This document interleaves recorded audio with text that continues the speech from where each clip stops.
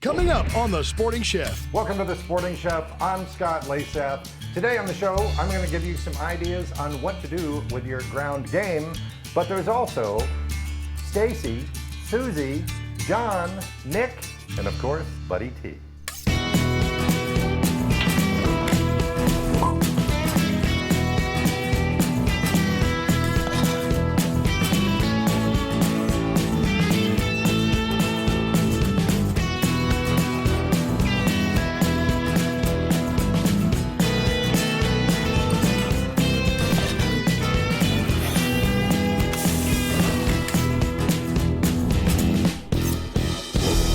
Talked about this on the Sporting Chef show for years, and I find that many people grind entirely too much of their antlered game. What I hear them tell processors is, I want you to save me the backstraps and the tenderloins and either grind or turn everything else into sausage, which to me is just about as criminal as taking backstraps and not aging them properly, having them floating around in venison blood, and then cutting them up into little medallions. Don't butterfly your backstraps. And instead of grinding all that meat ahead of time, you should have a good grinder like this Weston grinder and grind your own. It's so much better if you take a piece of whole muscle meat and you grind it when you need it. This is what people do to a perfectly good backstrap. They think they're doing you a favor by cutting them into little medallions like this, but this really limits what you can do with it. And I've had processors say, well, we do it because they can cook more evenly, but really it's an all-around bad idea. I want you to freeze your backstrap in whole chunks. Today on the show, I'm gonna make a couple of venison sliders with some High Mountain burger seasoning. It's a new product, great line. I've also got some meatballs that I'm gonna make with a local product here in North Alabama, some holla holla stuff that you're gonna holla holla for. But first, Susie Jimenez, who has her own little take on what she does with meatballs with attitude. One of my favorite dishes that I grew up watching my mom make was albondiga soup, which is a meatball soup. I mean, it's got every texture you can think of with carrots, celery, onions, cilantro, jalapenos, and then you got this meatball that's just combined with rice and egg. You can use anything you have in your freezer. I pulled out some venison, and we're just gonna make some awesome venison albondigas. Everybody practice that word while I make these. So we got our ground venison, we got an egg. The egg is gonna bind this with the rice. Now, your utensil is your hand in this recipe. You're just gonna combine it. Don't be afraid. Sometimes you gotta get in there and make sure that it's all well combined. High Mountain Seasonings has the best stuff ever. Just because it says it's salmon rub does not mean that you cannot use it in every recipe. This is nice and tangy, delicious. So now you can see that this is nice and combined. And then we're gonna make little albondigas. You can make them as big or as small as you want. I'm making them small. Now we're gonna go right into the soup. Now we have to create layers with this one. We're gonna start out by putting a little bit of olive oil. We're gonna add carrots, celery, and onion. The one thing I like to add to this pot too is jalapenos at the very beginning so they get nice and caramelized and they bring out the flavor. And then we got ginger and garlic. After about 3 or 4, 5 minutes, it just depends on how you start seeing the carrots caramelize, you're gonna add water. Not chicken stock, not vegetable, because what we're trying to create is a nice broth on our own. And just let it simmer for about 20 minutes. You want all those flavors to get nice and incorporated. When you are going to use limes, lemons, or oranges in any recipe, use the zest and the juice. You're gonna get 2 different distinct flavors, bitterness and a lot of refreshing flavors on the end. So after 20 minutes, you're gonna create this really beautiful vegetable broth and you're ready to throw your albondigas in there. You're gonna cook this for about 5 minutes. That's it. You don't wanna overcook these albondigas. Once you put them in there, just give it a quick little swirl and let the magic happen. While that's going on, I'm gonna add a little bit of cilantro in there. It gives every single dish a beautiful floral flavor. The perfect balance of crunchy carrots, celery, onions, with a nice little wedge of lime to finish it all off. Enjoy it. There's lots of Susie on the Sporting Chef show, and you can also see a lot of her stuff on the Sporting Chef YouTube channel. Susie Jimenez, watch her, she's great. Now, to the Weston grinder. I've got these improperly aged elk backstrap. I could either do some pork, some lean pork. I have this, believe it or not, is a moose backstrap that's been aged properly, and you can tell it's a lighter color. But instead of using the pork, I'm going to use bacon, and I'll chop up some of that moose. And you can tell this is a little bit on the lean side, and that's why I'm adding the bacon. So, to the grinder. Check out the Weston website, the westonsupply.com. There's also a great blog there with lots of incredible recipes. Coming up next on the show, we've got Nick Brune with a salmon recipe you're gonna love, John McGannon, Stacy Harris, and Buddy T, right here on The Sporting Chef.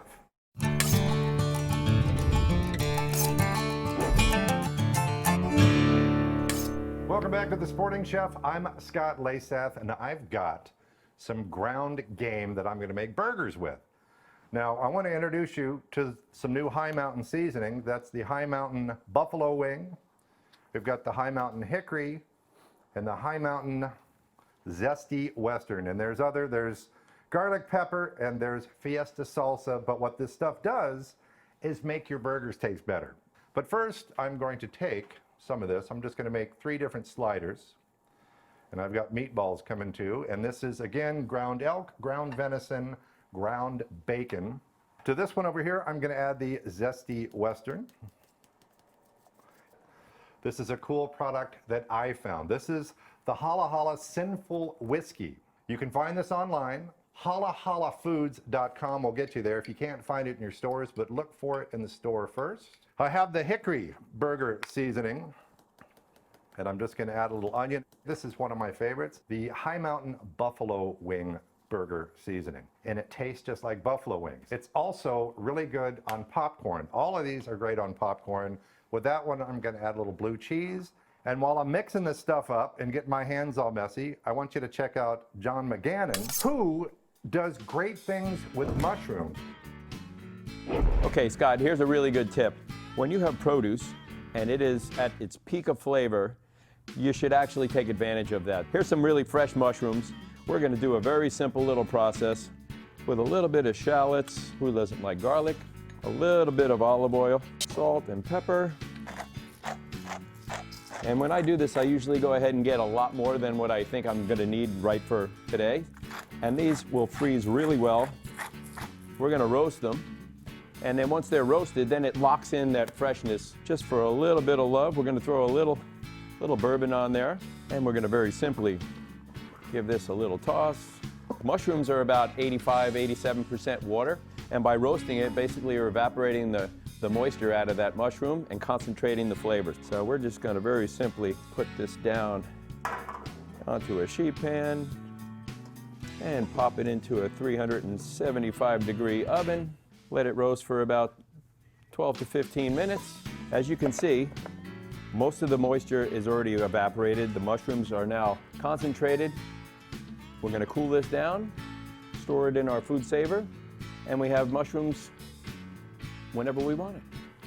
We'll label them, date them, and they're ready to be either frozen or used whenever you need it. John is a permanent fixture on the show. You can find out more about John on wildeats.com. Now the burgers. And if you smell burning hair, that's from my hands when I lit the stove. My bad. A little bit of olive oil. I want to make sure that the skillet is hot first because I want to get a good sear on the outside. And you know that searing meat on the outside seals in the juices, right? No, it doesn't do any of that, but it sounds really good on a commercial. I'm also going to put these on some lightly buttered slider buns because, of course, if the buns aren't crispy, if you have soggy buns, which is a medical condition, then all that juice is going to it's just going to fall apart, and you're going to have this big wad of slider in your hand. And now I want you to check out Nick Brune. Nick is the chef owner of Eco Catering in Southern California. Well, he has his take on the everything salmon. Here's Nick. So today we're working with some Scottish salmon here.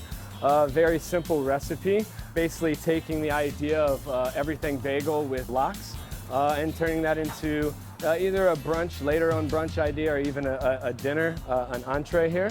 So we take our everything bagel seasoning, which consists of sesame, poppy, onion flake, and garlic flake, and a little bit of salt. And we basically just dip our salmon on either side directly in this. Make sure we get a nice coat.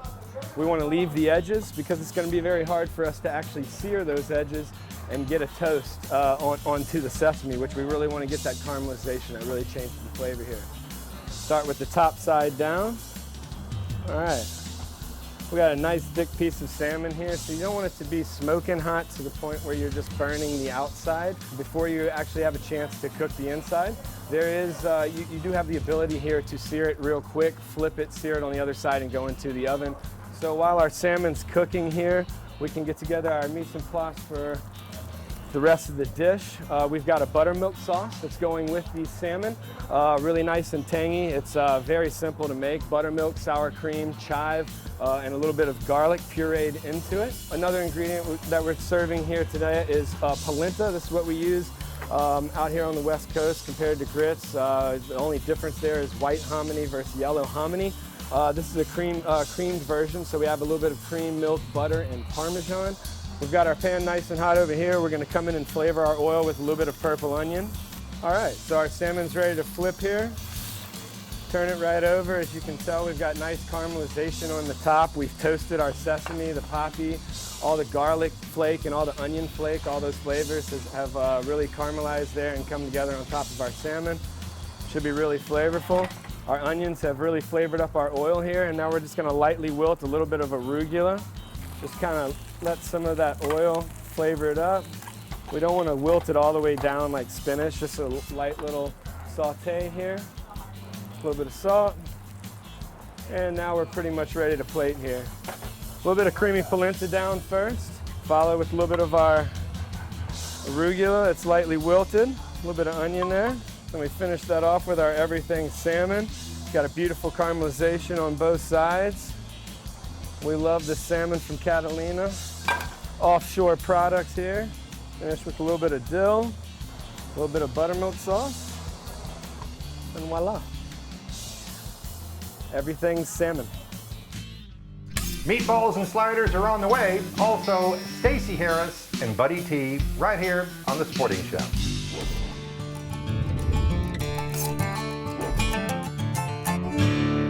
Welcome back to The Sporting Chef. I'm making things with ground game today. Of course, there's always an element of trust when there's ground meat. You just have to assume that what I tell you is true. To get meatballs to stick together, it's usually not a bad idea to throw an egg or two in there, a little breadcrumbs, and then see if it holds together. I'm going to use the High Mountain Western Zesty seasoning. And here's the fun part where we mix things together. You hear the noise? What's that remind you of? I'm going to get the meatballs going. Do you hear that sizzle? Well, the reason you don't hear that sizzle is because I put the meatballs in prematurely. So I'm just going to let it warm up a little bit. And while I'm doing that, check out Stacy Harris, who has her own take on meatballs, right here on The Sporting Chef.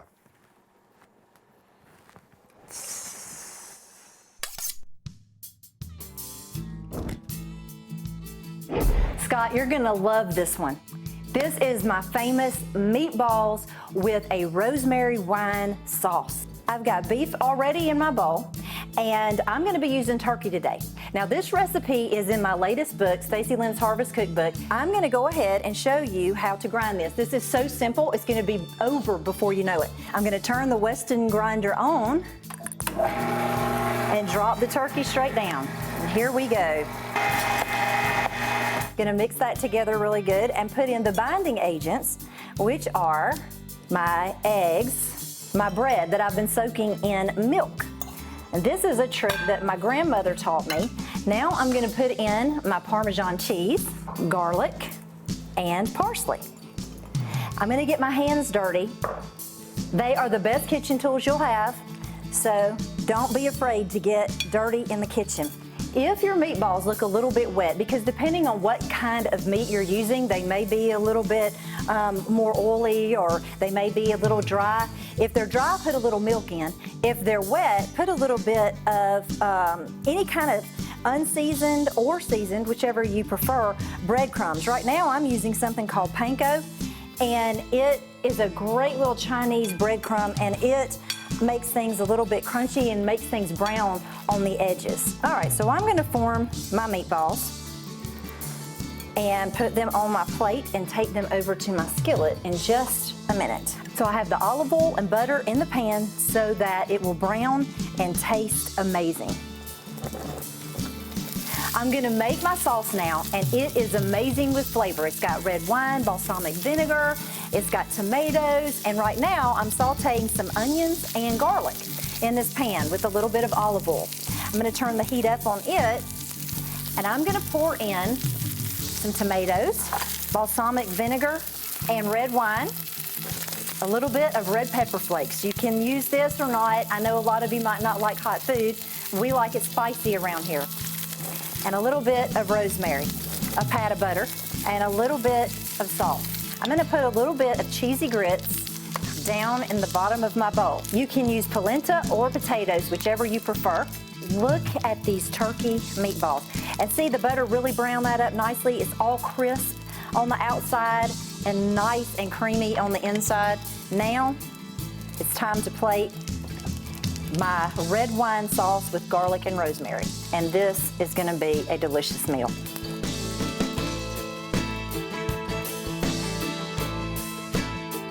So if you haven't checked out Stacy Harris at gameandgarden.com, you're missing a big, big deal. She's got recipes there, she's got videos, she's always been a part of the Sporting Chef Show, and she's got a new cookbook that you need to check out. Okay, meatballs are done.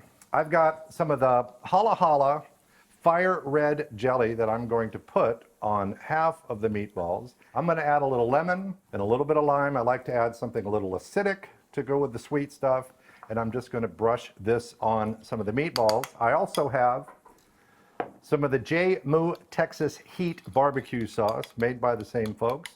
Let me brush this on top, spoon it on top of some of these guys here.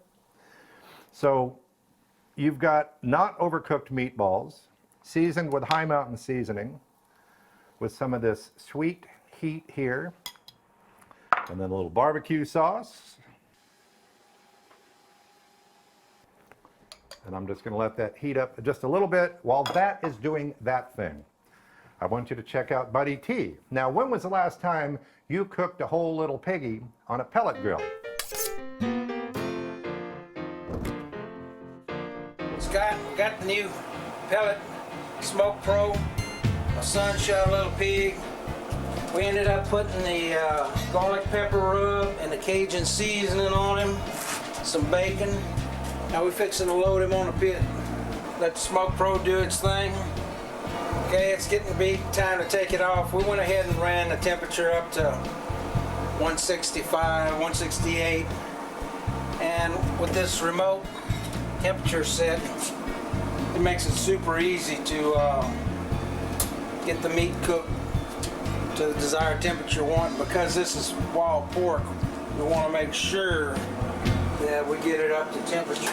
One of the things that we did was we did go and inject it with apple juice. That's one reason why this thing stayed so moist too. You can see separating off this quarter, and meat's just pulling away from the bone there. It's so tender. I feel like I'm at a medieval pig roast, slicing and dicing this thing. So we've done an awful lot with burgers here on the Sporting Chef Show, and then there's all the other people that get to show you what they do with their fish and game. More of the same coming up next, right here on the Sporting Chef.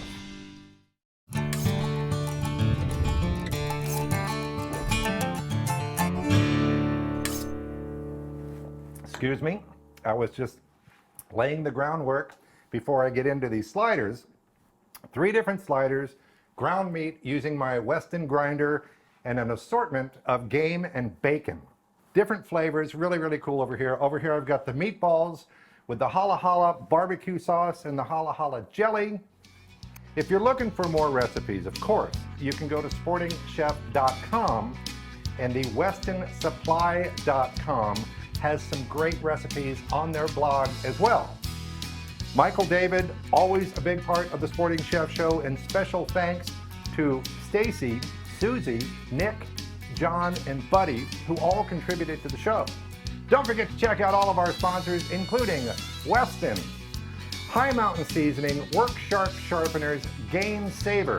Check out our YouTube channel for more videos, howtosportingchef.com. Sign up for our newsletter, go to Instagram, go everywhere. I'm Scott Leysath. Thanks for watching The Sporting Chef.